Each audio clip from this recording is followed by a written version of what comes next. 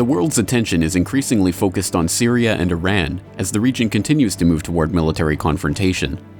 Less noticed, however, is that the pieces are being put into place for a truly global conflict, with military buildup taking place in every region and threatening to draw in all of the world's major powers. This is the GRTV Backgrounder for Global Research TV. A series of steps towards open confrontation with Iran, Syria, and Pakistan have been making headlines for months now in both the alternative and mainstream media. Covered as essentially separate stories, however, few have so far connected these supposedly isolated incidents into a larger story about the creation of a zone of instability that is in fact engulfing all regions of the globe. When such a picture is assembled, it becomes evident that any number of skirmishes and power grabs taking place around the planet are sparks that could easily light the fuse on open confrontation of the world's nuclear superpowers. In Iran, the US State Department is now admittedly working with the United Nations Assistance Mission in Iraq to relocate the Mujahideen-e-Khalq to a former US military base. The MEK is listed as a terrorist organization on the State Department's own watch list, but Foreign Policy magazine is reporting on the State Department's moves to work with the organization, which has been used as a proxy force to attack Iran in the past. This is in addition to the US's open cooperation with Jundullah, a Balochi terrorist organization responsible for the deaths and woundings of over 500 Iranian citizens in the past 8 years, including confirmed CIA ties to the group. The MEK revelation comes on the heels of the downing of a US reconnaissance drone in Iran, a drone that was initially said to have been operating exclusively in Afghanistan when it suddenly veered off course, but later admitted to be conducting spying operations on Iran. Now the Iranians are announcing a 10-day naval drill in international waters near the Strait of Hormuz, a strategic choke point for ships transporting petroleum out of the Persian Gulf, a tiny passage through which fully 17% of the global oil transport trade passes each year. The exercise, bringing Iranian ships into close proximity with U.S. Navy vessels, is being seen as the latest show of strength by Iran in the face of mounting international criticism over its controversial nuclear program. This comes days after fresh reports of live fire maneuvers by the Syrian Air Force and air defense, which included tracking and destroying hostile targets and firing real missiles. In Pakistan, tensions still simmer from a US NATO airstrike last month that left 24 Pakistani soldiers dead and caused Pakistan to completely close its borders to NATO. The country's foreign minister told the meeting that Pakistan will fight war on terror on its own terms. She acknowledged that Pakistan's relations with the US are on hold and will be restored only on a clearly defined mandate from the parliament. Meanwhile, in East Asia, the North Korean military has raised its alert status once again, despite lack of sign of provocation from its neighbors. Tension has flared up across the region as the infamously reclusive North Korean state goes through a precarious handover of power to Kim Jong-il's elusive son, Kim Jong-un. In the Indian Ocean, tensions remain high as China has begun quietly increasing its military presence in the region. Ostensibly there to help fight pirates and protect Chinese export interests, the Chinese Navy has already developed 3 vessels in the Gulf of Aden to combat Somali pirates, and the Seychelles asked the Chinese to establish a military presence in the region during an unprecedented visit by the Chinese defense minister earlier this month. Shortly thereafter, a US MQ-9 Reaper drone was downed in the area. This comes on the heels of President Obama's recent trip to Australia, where he announced the establishment of a permanent US Marine presence in Darwin in what is being seen as the latest step toward a Chinese-American confrontation in the South China Sea. We are here to stay. This is a region of huge strategic importance to us. But the region's biggest economic power isn't welcoming the news. It may not be appropriate to strengthen and extend this military alliance, whether it suits the common interests of countries around the region and the whole international community remains under question. Even the Arctic is becoming a potential flashpoint for conflict as Canada begins militarizing the region in a scramble for Arctic resources with Denmark, Russia, and Norway. The Canadian Prime Minister Stephen Harper, who campaigned for election on a platform of protecting the North, is aware of the potential economic threat from the Russians, the Europeans and even the Americans. During a 3-day visit to the region, he announces the construction of several polar-class patrol ships and a deep-water port in the Arctic.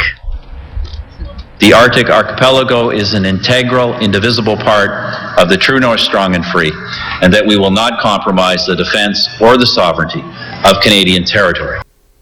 Earlier this month, I had the chance to talk to Michelle Chossudovsky, director of the Center for Research on Globalization, about the various conflicts taking place around the globe right now, and how they represent the most worrying moves yet toward a full-scale implementation of World War III. We are evolving towards an integrated Middle East war theater, Middle East Central Asian war theater, where military initiatives are being taken by the United States and its allies in Pakistan, Iran through covert operations, and Syria through the process of regime change, which is ongoing, but which also consists in supporting insurgent groups within that country and ultimately destabilizing the regime. What must be understood is that all these military as well as covert initiatives are centralized. They're part of a single military agenda. They're not separate initiatives, and they're not separate war theaters. So that when we look at Pakistan, Iran, Syria, and bearing in mind that we already have several war theaters which are active within that region, namely Afghanistan, Iraq, and Palestine, of a somewhat different nature, what we get is an extended war theater from the Eastern Mediterranean right through to the Chinese border. All these countries have common borders. Syria has a border with Iraq. Iraq has a border with Iran. Pakistan has borders with Iran and Afghanistan. So that essentially what is likely to occur if a new military initiative is launched is that that whole region will flare up from the Eastern Mediterranean right through to the Chinese border. And I should mention that China and Russia are part of this equation. We are at a very dangerous crossroads. The United States and its allies are waging wars in different parts of the world. They're using sophisticated weapon systems, covert operations, regime change. These are weapons of the 21st century. They contemplate the use of nuclear weapons, ironically against Iran, which does not possess nuclear weapons. These are tactical nuclear weapons which have an explosive capacity between 1/3 and 6 times the Hiroshima bomb, and they are classified, and they have been classified as safe for the surrounding civilian population by the Senate and can be used in the conventional war theater. This is a World War III scenario. It's the globalization of war. It is the long war which was defined in various national security documents, military documents. It's the war without borders contained in the project of the New American Century, which was formulated by the neocons in the year 2000. What we must understand is that these military initiatives, particularly those directed against Iran, Syria, and Pakistan, could unleash a global war. Pakistan is a military power. Iran has advanced capabilities to defend itself, has had very large conventional forces. Syria is a country of more than 20 million population. We have the Russian Navy in the Eastern Mediterranean. China is being threatened by the United States as well in the South China Sea, and in areas adjacent to the Korean Peninsula. And of course, Russia is threatened on its European border, in other words, on its western border with the European Union, on the pretext that the missile defense system is directed against Iran. But everybody knows that this is directed against Russia and the former republics of the Soviet Union, many of which are tied into military cooperation agreements with Russia and China under the Shanghai Cooperation Agreement. So we are at a very, very dangerous crossroads. This is the globalization of war. Unfortunately, World War III is not front page news. Now, many are asking what can be done to avoid this seemingly inevitable march toward full-scale military confrontation in what could easily become the most devastating conflict in the history of the world. According to Rick Rozoff of Stop NATO International in an interview conducted last week, the fact that the anti-war movement has essentially abdicated its responsibilities since the Obama regime came to power means that it will be almost certainly unable to avert this impending crisis.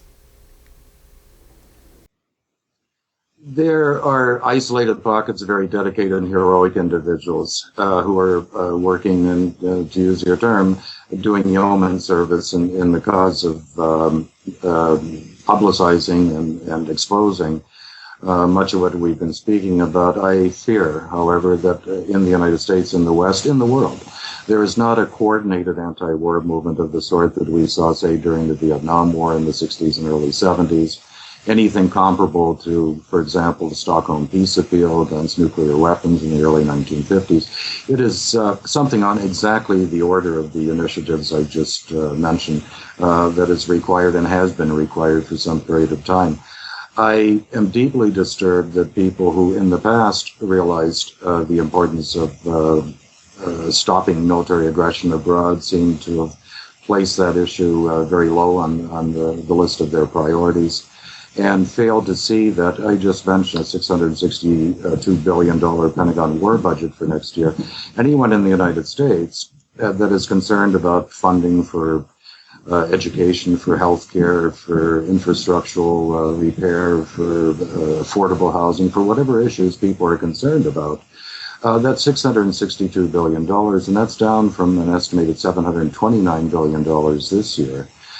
This year's Pentagon budget represents roughly $2,400 every man, woman, and child in the United States.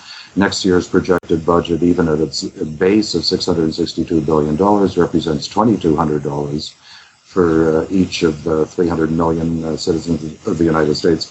That, if for no other reason, if people are not politically or morally offended by the fact that the U.S. is, through drone attacks, for example, killing people in 6 countries currently, or recently and currently, or that we are inching dangerously closer to a military confrontation with countries like Iran and China and Russia, then the very fact that money that should be available for human needs is being expended for wars abroad ought to evoke a lot more notice and opposition than it clearly does.